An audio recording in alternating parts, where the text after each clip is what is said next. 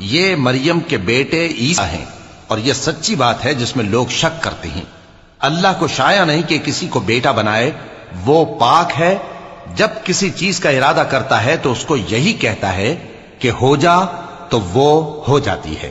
اور بے شک اللہ ہی میرا اور تمہارا پروردگار ہے، تو اسی کی عبادت کرو، یہی سیدھا رستہ ہے۔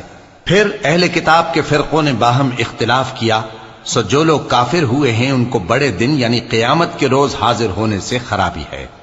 وہ جس دن ہمارے سامنے آئیں گے کیسے سننے والے اور کیسے دیکھنے والے ہوں گے، مگر ظالم آج کھلی گمراہی میں ہے۔ اور ان کو حسرت و افسوس کے دن سے ڈرا دو جب بات فیصل کر دی جائے گی اور وہ غفلت میں پڑے ہوئے ہیں اور ایمان نہیں لاتے۔ ہم ہی زمین کے اور جو لوگ اس پر بستے ہیں ان کے وارث ہوں گے، اور ہماری ہی طرف ان کو لوٹنا ہوگا۔ اور کتاب میں ابراہیم کا ذکر کرو، بے شک وہ نہایت سچے تھے، پیغمبر تھے۔ جب انہوں نے اپنے باپ سے کہا کہ ابا، آپ ایسی چیزوں کو کیوں پوچھتے ہیں جو نہ سنیں اور نہ دیکھیں اور نہ آپ کے کچھ کام آ سکیں؟ ابا، مجھے ایسا علم ملا ہے جو آپ کو نہیں ملا، تو میرے ساتھ ہو جائیے، میں آپ کو سیدھی راہ پر لے چلوں گا۔ ابا، شیطان کی پوجا نہ کیجیے، بے شک شیطان اللہ کا نافرمان ہے۔ ابا، مجھے ڈر لگتا ہے کہ آپ کو اللہ کا عذاب آ پکڑے تو آپ شیطان کے ساتھی ہو جائیں۔ اس نے کہا کہ ابراہیم، کیا تو میرے معبودوں کے خلاف ہے؟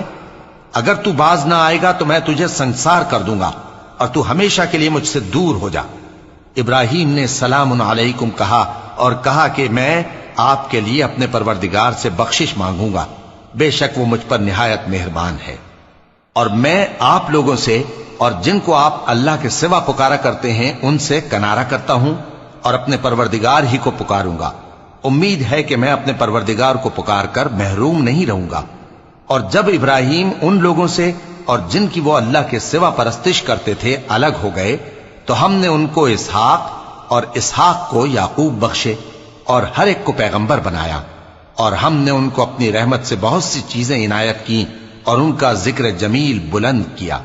اور کتاب میں موسیٰ کا بھی ذکر کرو، بے شک وہ ہمارے برگزیدہ تھے اور رسول تھے، نبی تھے۔ اور ہم نے ان کو طور کی داہنی طرف سے پکارا اور باتیں کرنے کے لیے نزدیک بلایا، اور اپنی مہربانی سے ان کو ان کا بھائی ہارون پیغمبر بنا کر عطا کیا۔ اور کتاب میں اسماعیل کا بھی ذکر کرو، وہ وعدے کے سچے اور رسول تھے، نبی تھے، اور وہ اپنے گھر والوں کو نماز اور زکوٰۃ کا حکم کرتے تھے، اور اپنے پروردگار کے ہاں پسندیدہ تھے۔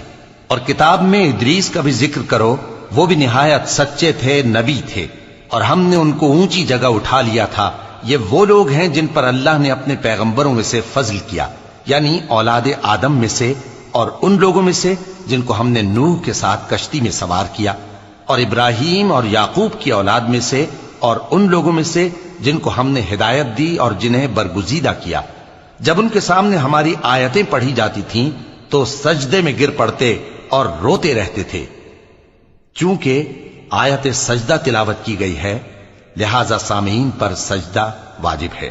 پھر ان کے بعد چند ناخلف ان کے جانشین ہوئے جنہوں نے نماز کو ضائع کر دیا اور خواہشات نفسانی کے پیچھے لگ گئے، سو ان قریب ان کو گمراہی کی سزا ملے گی۔